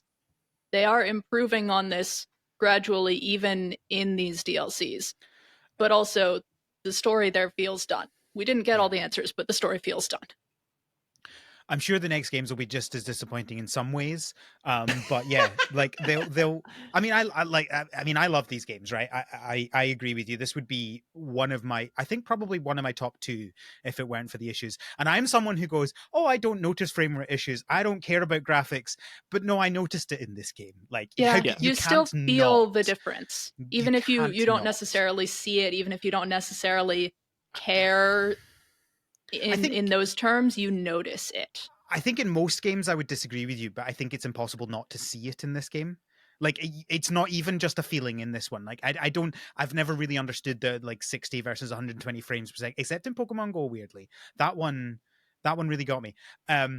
But you can't not see it. Like you have to be blind to not see the frame rate issues in this game. I think I'm going blind, but I can still see it. I think my eyesight is getting worse and worse every day. But we will also see quality of life improvements that we got in Legends, for example. Some of them will go over to the next games, because we see that all the time, right? Like they leapfrog them the quality of life improvements. They have some in one game and then we don't get them in the next game, and it's frustrating that we didn't get that in that game, but then you get it in the next one because of the way that they do their development cycle. Yeah, I just feel that these games are like complete now. It would be weird if they tried to add another story to this, I think, because Right. it definitely, not that they couldn't do it, they could do a good story. Yeah, they and could. it They would could be a different absolutely thing. add. But it would feel weird in terms of like, this feels like they're saying we're done. Like it's called an epilogue. That's literally what that is. It's saying a little bit of story after the end. That's what an epilogue is. It's not then, but we're going to have more story. The next DLC is the prologue. I mean, they could. They could. Yeah, you go back in time. Why not? They've already done weird things with time. Maybe. Yeah, I mean, I don't know what's next. I would completely be okay with them being like, you know what, we don't got anything this year. Here's a spin-off. Well, game. yeah, as long as they give us a spin-off, because we didn't get a spin-off. We only got one spin-off last year, right? And it was Detective Pikachu Returns. When I say we don't have anything this year, I just mean like main series, because the last time they skipped was 2016, I think. It was 15. between. Oh, was it between X and Y and Omega Ruby, or Omega Ruby and Sun and Moon? Omega Ruby and Sun and Moon, I'm pretty sure, and I'm pretty sure it was 2015. 15, yeah. Yes. Yeah, you're correct. 'Cause 2016 was Pokemon Go, Sun and Moon. Yeah. So I wouldn't be upset if they skipped a year. I think that this game still has a solid year of life. We just got the 7-star Blaziken, which means we'll probably get a 7-star Swampert and a 7-star Incineroar and 7-star Primarina. Like, they can just do 7 stars for every single starter, and that will keep people engaged. They can continue doing mass outbreaks for shinies or for marks. They can do a 7-star shiny Rayquaza, which I still think is coming. I still think that's a thing that they're going to do. And shiny Rayquaza will bring plenty of people back, but also at the same time, they don't need to bring people back. It's not a games to service. They have sold. They have sold their DLC. Like, yeah, they're fine. The interesting thing about the year off is they regularly took years off until 2015. That was the last year they didn't. If you include DLCs, it was the last year without main series Pokemon. But they did it many times: 97, 2001, 2003, 2005, 2007, 2011, and 2015. They were all years where they didn't have a main series game. So it's not like it would be an odd thing. We can maybe ignore the 97 because obviously that was. We're not making patterns based on Gen 1. I mean, honestly, when Scarlet and Violet came out and there was all of the pushback with people going, these games are kind of buggy, they're kind of bad, and they actually did react and say, we hear you. They did have to put out a press message saying, we're hearing the feedback and we will take it into account as we're making the next games. I just hope they do. That's why I would be okay with not getting a new game this year. Yeah. And I don't know, Ilka could still release something. I don't know if we want to see another game from Ilka, but they I'm could. I'm still not convinced that Ilka's the problem with that game. I think the problem was the decisions made by management in that game, and I don't. We can't make assumptions on a development team. Like With one game, yeah. Well, we can't make I don't think we can make a decision. Like, I'm very strong that, like, I think that you could absolutely be. It could be one person making the bad decisions that make the game bad. Yeah, but Yes. that's always the case. But you if you look Scarlet at like and Violet could also be primarily Sure, down yeah. to the management just saying, "Get Yeah. this game out now." Yes, I agree. But the remakes in particular, if we assume that Ilka would only make remakes, right? We assume they're not going to make a new main series game. They're going to make remakes or, other spin-offs. They are not as tied to the merch line that the new main series games are, which is typically quoted as the reason as to why they're constantly doing things, right? Because they have many years up front of these are what we're going to be doing with merch and with the anime and the trading card game, and they all need to line up. Remakes don't require that. Maybe with trading cards game, they tend to do like sets of the trading card game, but yeah, I mean, like you just look at a Pokemon. You look at like a Pokemon developer like Umbrella, which no longer exists, and they didn't release a single. They released like 8 Pokemon games. Hey You Pikachu is the one they're probably known the most for, but there wasn't a single there wasn't a single game that Umbrella released that was good. And so like my worry is I don't want that like Ilka to be the next Umbrella. Because Pokemon Home ain't that good either. We know Ilka worked on that. Yeah, I guess my point, I guess, is like Ilka weren't in charge of that game. They were developing it, but Masuda was essentially in charge of. There were two producers, and Masuda was one of them. And I'm not trying to point at an individual. I'm saying Masuda's the problem. That's not my point. My point is Game Freak were still very much involved in that game and making decisions for that game. Ilka 100% didn't make any of those decisions about we're going to put this feature in, but not that feature.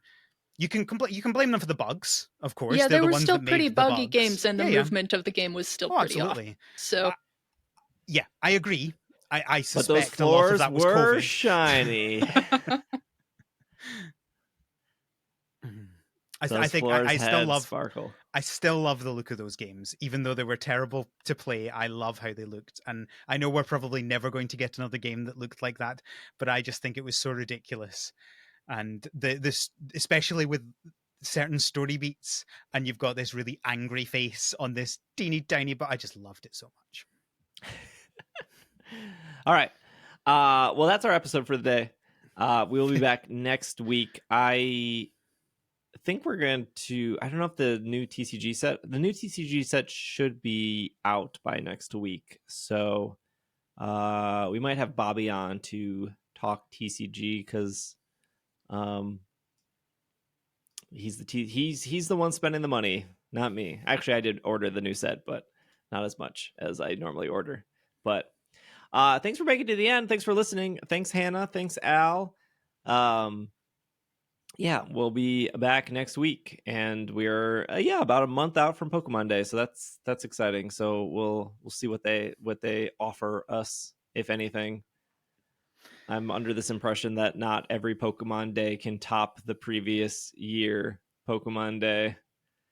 So eventually, it's not last year's. Perfect. Then you can't. Actually, you could still be disappointed even if you don't remember. All right. Well, that's our episode. We'll see you guys next week. This has been another episode of the Pokemon Podcast, and we are super effective. Super mochi mochi mochi mochi mochi mochi mochi.